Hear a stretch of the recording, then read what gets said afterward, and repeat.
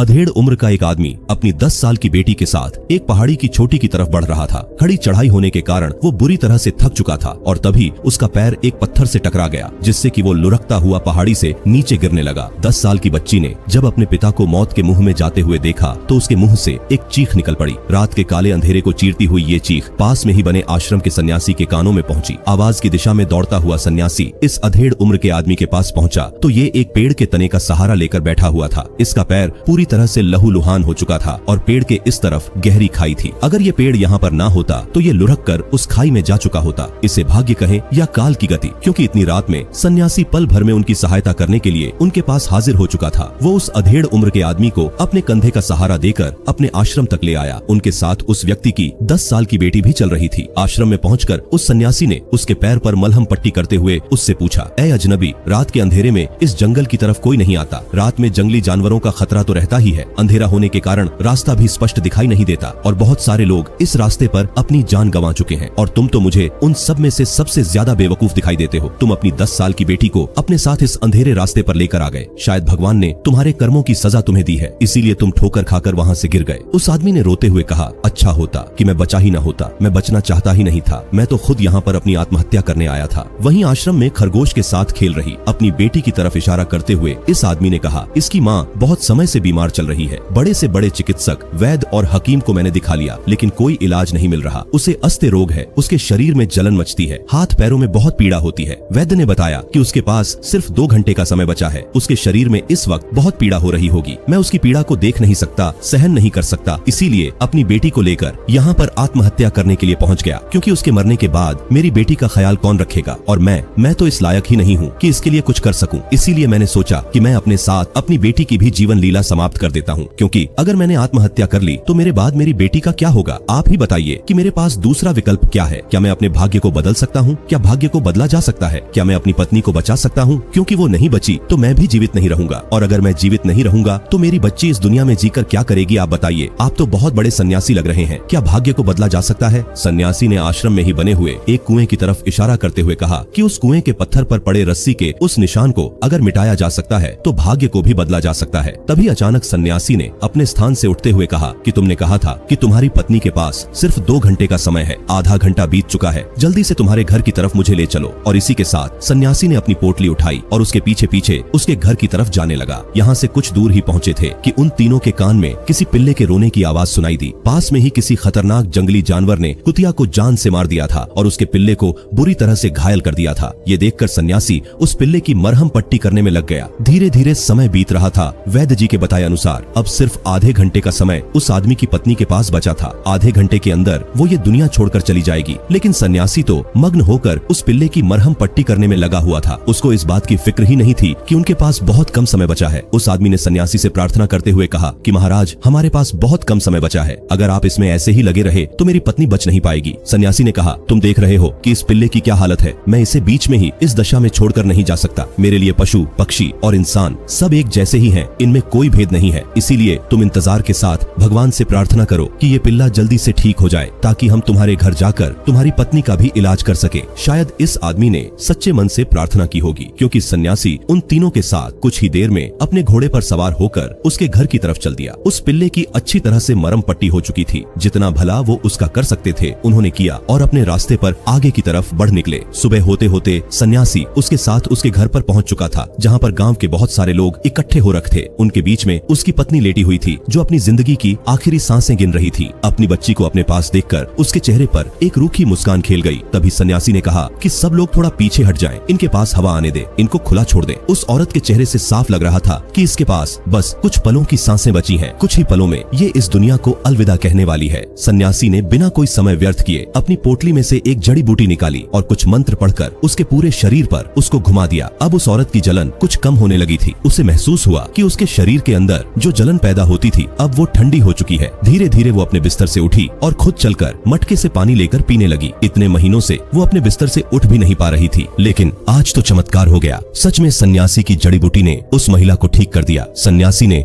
उस आदमी का भाग्य बदल दिया। लेकिन उस आदमी के मन में अब भी एक सवाल था। सन्यासी ने कहा था कि अगर पत्थर पे से रस्सी का निशान मिट सकता है तो भाग्य भी बदल सकता है, लेकिन पत्थर पे से तो रस्सी का निशान कभी मिट ही नहीं सकता, तो फिर भाग्य कैसे बदल सकता है? यही सवाल उसने उस सन्यासी से पूछा। तो सन्यासी ने मुस्कुराते हुए कहा, समय आने पर मैं तुम्हें इसका उत्तर अवश्य दूंगा। अभी समय नहीं आया है। जब समय आएगा तो तुम दोबारा मुझे ढूंढते हुए मेरे पास आओगे और उस समय मैं तुम्हें इसका उत्तर दूंगा। एक रहस्यमय मुस्कान के साथ सन्यासी वहाँ से अपने घोड़े पर बैठकर प्रस्थान कर गया। गाँव वाले बार बार उस सन्यासी के चरणों की धूल अपने माथे पर लगा रहे थे। शायद उन्हें ये उम्मीद थी कि ऐसा करने से उनका भी भाग्य बदल जाएगा। 20 साल बाद वही अधेड़ उम्र का आदमी अपनी छत पर लेटा आसमान की तरफ देख रहा था और आज इतने सालों के बाद भी वो उस सन्यासी को भूल नहीं पाया था। उसने कहा था कि समय आने पर मैं बताऊंगा कि भाग्य को कैसे बदला जा सकता है, और आखिर उसने मेरा भाग्य कैसे बदल दिया। कैसे उसने मेरी पत्नी को बचा लिया, जिसको बचाने से बड़ा वैद्य, चिकित्सक सब पीछे हट गए थे। उस सन्यासी ने उसको किस प्रकार बचा लिया। उसे अपने प्रश्नों के उत्तर किसी भी कीमत पर चाहिए थे,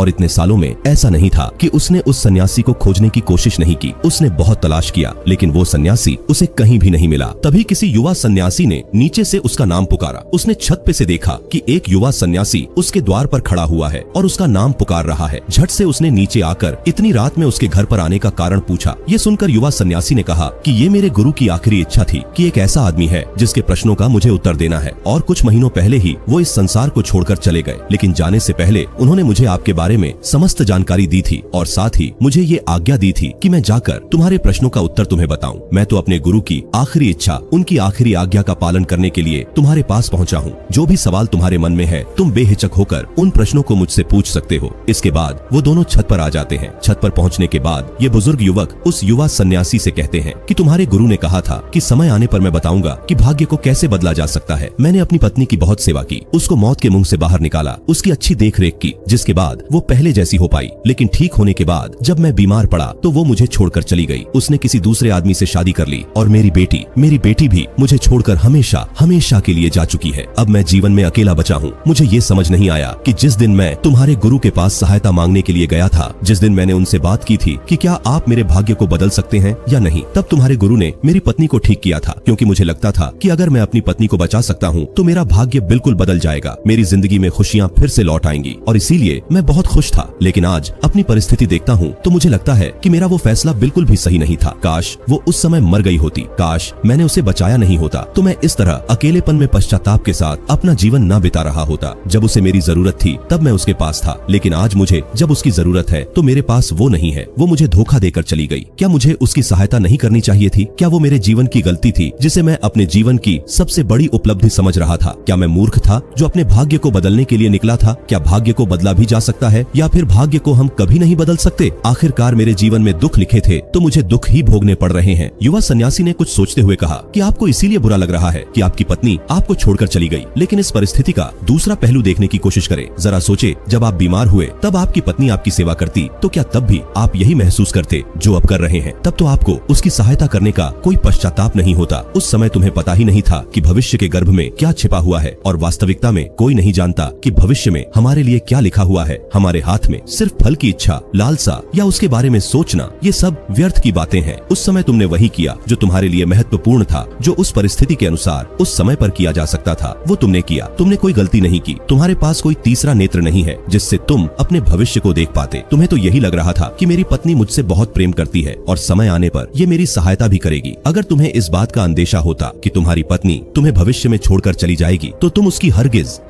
कभी सहायता नहीं करते। जिंदगी हमेशा इन दो पहलुओं के बीच घूमती रहती है कि क्या मुझे वो प्यार करती है या फिर वो मुझे धोखा देगी, और इन दो बिंदुओं के बीच हमारी जिंदगी समाई हुई है। भाग्य को बदलने के लिए अपना भाग्य भी तो पता होना आवश्यक है। अगर भाग्य का पता ही नहीं होगा तो आप बदलेंगे किसे? क्या पता जिस इंसान का अभी बुरा समय चल रहा है, भविष्य में उसका समय बदल जाए, वो कामयाब हो जाए, उसके पास सारी सुख सुविधाएं हो जाएं, और अगर वो आज अपने बुरे समय की सोचकर अपने भाग्य को बदलने के लिए निकले, तो वो जो भविष्य में अच्छा समय आने वाला है उसको भी गंवा सकता है। और ये तो कोई नहीं जानता कि आने वाला समय किसका कैसा रहेगा। इसीलिए कहते हैं कि जीवन और जिंदगी बड़ी विचित्र होती है, बड़ी रहस्यमय होती है। इसके बारे में पूरी तरह से कोई कुछ भी नहीं कह सकता, और यही जीवन की अपनी खूबसूरती होती है। अगर आपको पता होगा कि आपके भाग्य में क्या लिखा हुआ है, आपके भविष्य के गर्भ में क्या छिपा हुआ है, तो आप कभी भी उसको पाने के लिए लालायित नहीं रहेंगे। उसको पाने के बाद आपको वो खुशी महसूस ही नहीं होगी। अगर जीवन में अड़चने नहीं होंगी, अगर भविष्य रहस्यमय नहीं रहेगा, तो वो तो अपनी परिभाषा ही खो देगा, क्योंकि भविष्य का मतलब ही यही है जो हमें नहीं पता, और जो नहीं पता उसे हम बदलने का प्रयास करते रहते हैं, और उस प्रयास में जब सफल नहीं होते तो अपनी ही जान देने पर उतारू हो जाते हैं। अब याद करो, तुम शुरुआत में अपनी बेटी को लेकर पहाड़ी से कूदने के लिए जा रहे थे, आत्महत्या करना चाहते थे, और ये बात अगर तुम्हें उस समय पता होती कि भविष्य बड़ा रहस्यमय है, उसमें कभी भी कुछ भी हो सकता है, तो मेरे अनुसार तुम्हारे मन में कभी भी मरने के ख्याल तो नहीं आते। हाँ, तुम दुखी होते, परेशान होते, लेकिन तुम्हें पता होता कि भविष्य तो रहस्यमय है। आज बुरा समय चल रहा है तो कल अच्छा समय भी आ सकता है, और अगर आज अच्छा समय चल रहा है तो भविष्य के गर्भ में क्या पता आपका बुरा समय लिखा हो। इसीलिए मन में ये समझ पैदा होने के बाद समय के बदलने के साथ आपके मन में, आपकी धारणाओं में, आपकी सोच में कोई बदलाव नहीं आते। आपकी सोच, आपके विचार स्थिर हो जाते हैं, क्योंकि आप उस असीम सत्य को जान चुके हैं जहाँ से एक इंसान का विवेक उसे मुक्ति के मार्ग की तरफ लेकर जाता है। और जो अज्ञानी होते हैं वो अपनी अज्ञानतावश अपने भूत और भविष्य में फंसे रहते हैं, जिसका कहीं तक कोई अंत नहीं है, जो अनंत है। भला आप उससे पार कैसे जा सकते हैं? अब इस युवक का ज्ञान पूरा हो चुका था। अब इसे जीवन की वो सच्चाई पता चल चुकी थी जो वो इतने सालों से ढूंढ रहा था।